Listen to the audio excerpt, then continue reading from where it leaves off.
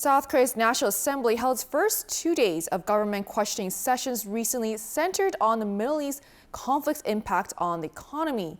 Heated debates between the main and opposition parties were also seen as lawmakers questioned government officials on key issues.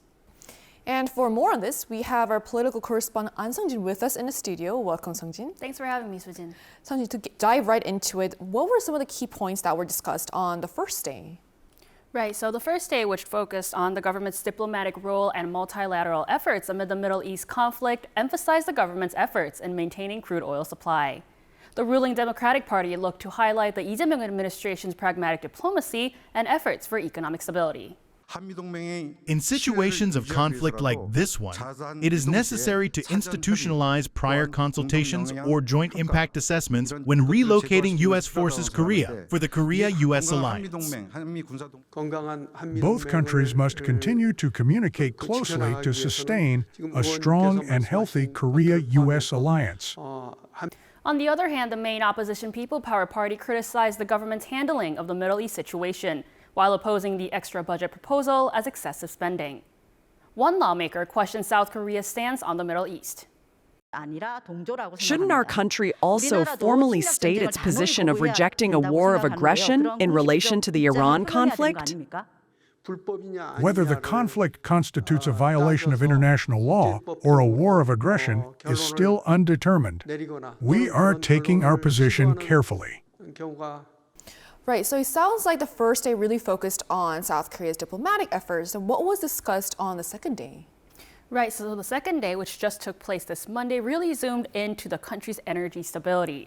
The ruling Democratic Party continued to stress its efforts on examining broader measures tied to energy security and the economy by expanding shipping routes, including passage to the Red Sea, and diversifying supply sources and regions.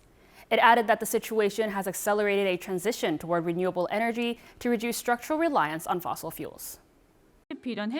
Could instability in naphtha supply lead to a situation in which our industries are forced to halt operations?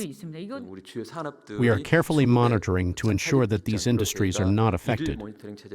Meanwhile, the main opposition People Power Party argued that key components of the budget proposal, such as subsidies to offset high energy prices and funding for renewable energy projects, are mere cash handouts for electoral purposes.